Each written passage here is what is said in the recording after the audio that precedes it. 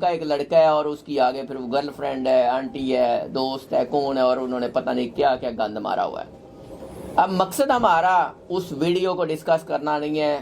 اور نہ ہی اس طرح کی بات کو رپیٹ کرنا ہے، صرف مقصد یہ ہے کہ یہ معاشرے میں کیا ہو رہا ہے اور قانون اس پہ کیا کہتا ہے۔ میرے ساتھ سینئر ایڈوکیٹ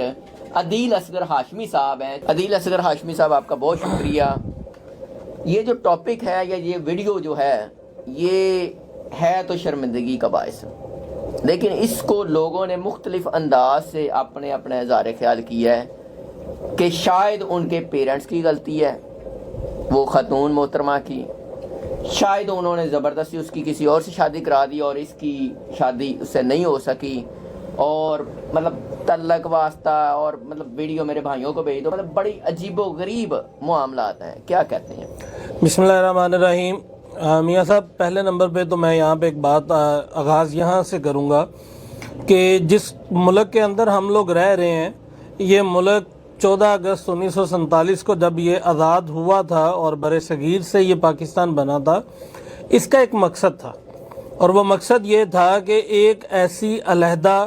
جگہ مسلمانوں کو مہیا کی جائے جہاں پر ہم بطور مسلمان